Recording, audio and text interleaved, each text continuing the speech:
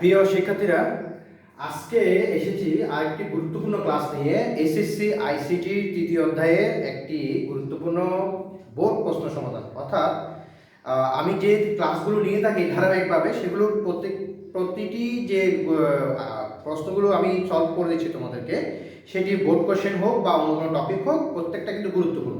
আজকে যেটা এসেছে সেটিতে আমরা মূলত যেটা শিখবো সেটি হচ্ছে বাস্তবায়ন কীভাবে করতে হয়।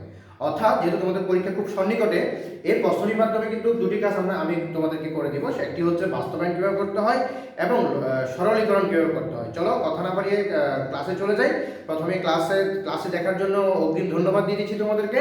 আশা করছি তোমরা ক্লাসে দেখে অনেক কিছু জানতে পারবে। দেখো, আমি বোর্ডে ইতিমধ্যে প্রশ্ন লিখে রেখেছি।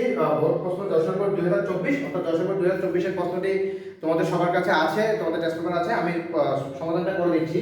দেখো, এখানে প্রথম প্রশ্ন লিখেছে, গণনা প্রশ্ন লিখেছে যে দৃশ্যকল্প 1 এর সরলীকরণ মান বের করো। অর্থাৎ আমার দৃশ্যকল্প যে একটি আছে, এটিকে আমি কি করব?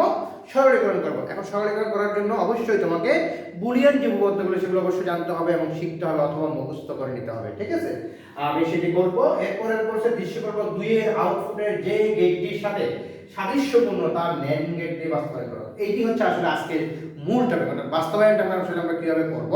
যখন আমাকে পরীক্ষক স্যার বা প্রশ্নে আমাকে কোনো সমীকরণকে বাস্তবায়ন করতে না বলে সরাসরি বোর্ডের বইয়ের যে টপিক আছে সেখান থেকে কোনো একটা অংশকে বাস্তবায়ন করতে হবে, সেটি মূল ক্লাস থেকে আমরা শিখব।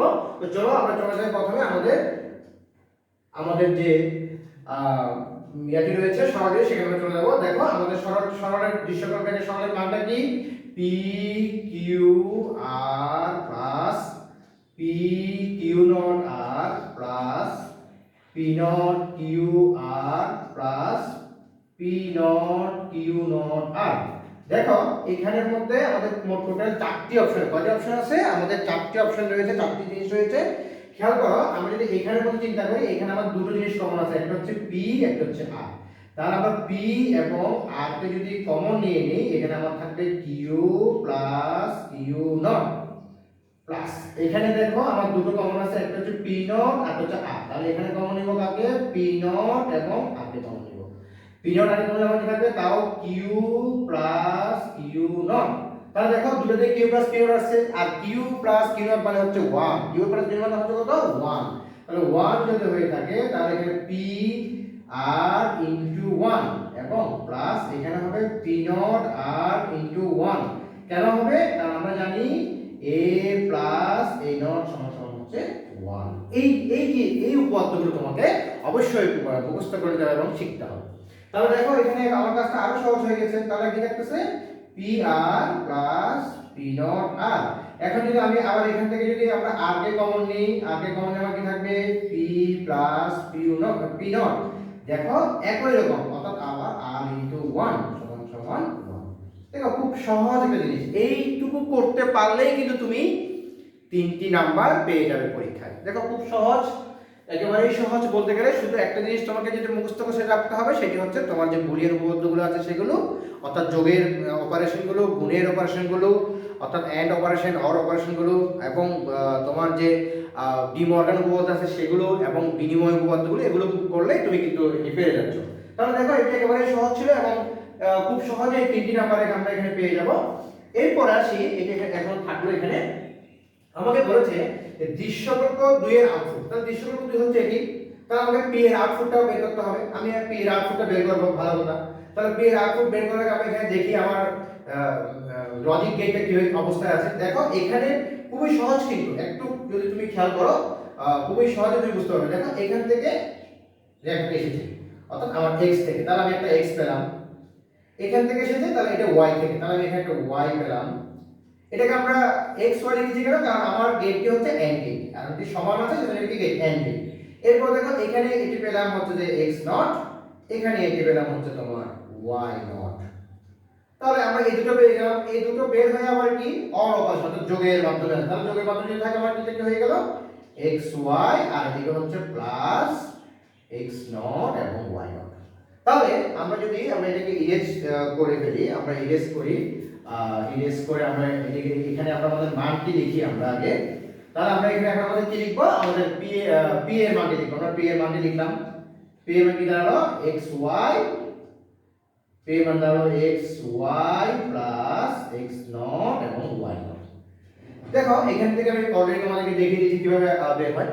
এখন এই যে এই জিনিসটা আসলে কোন গেটকে প্রতিনিধিত্ব করে, অর্থাৎ X Y plus X not Y not আসলে কোন গেটকে প্রতিনিধিত্ব করে?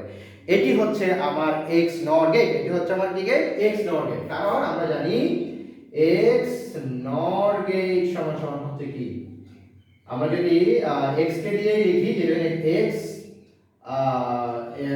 এক্স নট এবং ওয়াই নট, আর এটির যে ফলাফল সেটি হচ্ছে কি এক্স ওয়াই এবং এক্স নট ওয়াই নট। তাহলে দেখো আমরা যদি এটি পেয়েছি তাহলে আমরা ইজিলি বলতে পারি কি, সহজে বলতে পারি কি এটা হচ্ছে এক্স নট গেট। তাহলে ভাই এক্স নট গেটকে আমার কি দ্বারা বাস্তবায়ন করতে হবে? NAND গেট দ্বারা বাস্তবায়ন করতে হবে। আর NAND গেট মানে কি? NAND গেট মানে কি আমরা এখানে লিখছি, ওইখানে আমরা করব আমরা NAND গেট মানে কি তোমরা যারা বেসিকটা জানো, নট এবং এন্ড, অর্থাৎ যে গেটের মধ্যে নট গেট এবং এন্ড গেট থাকে সেটাকে আমরা বলি কি গেট? NAND gate. অর্থাৎ NAND গেট দ্বারা আমরা বাস্তবায়ন করতে হবে। তার মানে দাঁড়াচ্ছে আমার এই বাস্তবায়নটা এমন একটা লেভেলে যাবে যেখানে গিয়ে আমার অর অপারেশনটা থাকবে না, শুধুমাত্র আমার এন্ড অপারেশন এবং নট অপারেশন থাকবে। তাহলে এটি করার জন্য যেহেতু অলরেডি আমার এক্স ওয়াই গুণ আকারে আছে অর্থাৎ এন্ড আকারে আছে, এটাও এন্ড আকারে আছে, তাহলে এই দুটো আমাদের সমস্যা নয়। আমাদের সমস্যা হচ্ছে কি এই প্লাসটা। তাহলে আমরা যদি এই প্লাসটাকে তুলে ফেলতে পারি তাহলে আমাদের কাজটা একেবারে সহজ হয়ে গেল। তাহলে আমরা যদি প্লাসটাকে তোলার জন্য আমরা এখানে ডাবল নট ব্যবহার করলাম, ডাবল নট ব্যবহার করব, আমরা এখানে এক্স ওয়াই লিখলাম plus X not Y not লিখলাম। এখন অনেকের মনে কষ্ট স্যার ডাবল নট ব্যবহার করব, ডাবল নট ব্যবহার করা করেই মূলত বাস্তবায়নটা করতে হয়। কিন্তু এখানে আরেকটা জিনিস তোমাকে মাথায় রাখতে হবে যে কি এখানে এমন কিছু আনা যাবে না যেটা করে তোমার বেসিকটা চেঞ্জ হয়ে যায়। অর্থাৎ এখানে আমরা যদি এই জিনিসটা বুঝি, তোমরা হয়তো জানো এ ডাবল নট সমান হচ্ছে এ, অর্থাৎ এটার উপর আমি ডাবল নট দেওয়ার কারণে আমার এই জিনিসটা কিন্তু কোনো পরিবর্তন হয়নি, কিন্তু আমি কেন দিয়েছি? এই জন্যই দেওয়া হলো যাতে করে আমি আমার গেটকে বাস্তবায়ন করতে পারি, অর্থাৎ NAND গেটটা বাস্তবায়ন কেন পারবো। এখন আমরা ডি মর্গান উপপাদ্য অনুসারে এই গেটটা এই নটটাকে ভাঙবো, এই নটটাকে যখন ভাঙবো হয়ে যাবে এক্স ওয়াই নট প্লাস এটা হয়ে যাবে X Y not Y not not এবং উপরে আরেকটি নট থাকবে। দেখো এত সহজ, এখানেই কিন্তু আমার কাজটি শেষ। কেন? কারণ আমার এখানে এখন কি চলে এসেছে? ইনটু চলে এসেছে। অর্থাৎ ইনটু কেন চলে এসেছে? আমরা জানি ডি মর্গান উপপাদ্য। ডি মর্গান উপপাদ্য কি বলে আমাদের? ডি মর্গান উপপাদ্য আমাদের বলে যখন কোনো কিছু গুণ থাকে অর্থাৎ এ বি থাকলে এ বি নট থাকলে এই নটটাকে যখন আমরা ভাঙবো হয়ে যাবে এ নট প্লাস বি নট। আবার যখন আমার এ প্লাস বি নট থাকবে এটাকে ভাঙলে হয়ে যাবে কি এ নট ইনটু বি নট। দেখো আমরা এই কাজটি করেছি, এই প্লাসটি উঠে গিয়ে এখানে নট বা গুণ চলে এসেছে, এখানে আমার বাস্তবায়ন শেষ। কিন্তু এটাকে আমার কি করতে হবে? এই চিত্রটাকে আমার এখন ড্র করতে হবে, অর্থাৎ x y নট এবং x নট y নট চিত্রটাকে আমাকে ড্র করতে হবে। তাহলে আমরা যদি এটাকে ড্র করি, আমরা প্রথমে একটা x নিব, এরপর আমরা একটা নট নিব, অর্থাৎ এটা সবচেয়ে সহজ। অনেকে অনেকভাবে বইতে করে, তবে তোমরা আমার এই অপশনটা ফলো করতে পারো, এটা করলে তোমাদের সবচেয়ে সহজ হবে লজিক চিত্র অঙ্কন করা। তাহলে এটা হয়ে গেল আমার x নট এবং আরেকটা y আমরা নিলাম এবং একটা y নট নিলাম।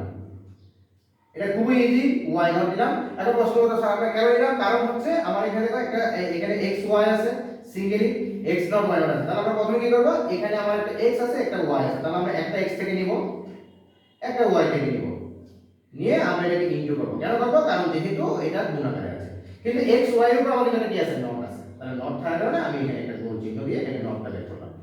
এবার আসে এখানে একটা x নট একটা y নট, তাহলে একটা x নট থেকে নিলাম একটা y নট থেকে নিলাম, ওরা গুণ আকারে আছে ওদেরকে গুণ করলাম, বাট ওদের উপর একটা নট আছে সেজন্য এখানে একটা নট বের করলাম। এবার এই দুটোর কাজ তো শেষ, এদের সবার উপর একটা নট আছে, কিন্তু ওরা ওদেরকে আবার আগে আমাকে কি করতে হবে? গুণ করতে হবে। তাহলে আমি ওদেরকে আগে গুণ করে দিই, গুণ করে ফেললাম আমরা, বাট বের হওয়ার সময় একটা নট থাকবে, কারণ হোল একটা নট আছে, দুটোর উপরে একটা নট আছে সেজন্য এখানে একটা হোল নট বের করলাম। দেখো কত সহজ, এইটুকু কাজ করতে পারলে তুমি 4 পেয়ে যাচ্ছ। এর আগে যে অংশটি ছিল ওইটুকু কাজ করতে পারলে তুমি 3 পেয়ে যাচ্ছ। চিন্তা করে দেখো, একটু যদি তুমি মনোযোগ দাও, একটু যদি তুমি চেষ্টা করো, এই যে তৃতীয়তে থেকে এমন অনেক প্রশ্ন আসবে দেখতে কঠিন মনে হলেও কিন্তু খুব সহজেই তুমি সমাধান করতে পারবে এবং তোমার নাম্বারটা তুমি অবশ্যই ফুলফিল আপ পেতে পারবে। তো ধন্যবাদ তোমাদেরকে এই ভিডিওটি দেখার জন্য। আবারও অনুরোধ থাকবে, যদি তোমাদের এই ভিডিওটি বা এই ক্লাসটি ভালো লাগে অবশ্যই তোমরা তোমাদের ক্লাসটি তোমাদের বন্ধুদের কাছে শেয়ার করবে, কারণ নলেজ হচ্ছে এমন একটা বিষয়, জ্ঞান হচ্ছে এমন একটা বিষয় যেটি সবসময় শেয়ারিংয়ের মাধ্যমে বৃদ্ধি পায়। ধন্যবাদ তোমাদের সবাইকে আজকের এই ক্লাসে দেখার জন্য। ধন্যবাদ।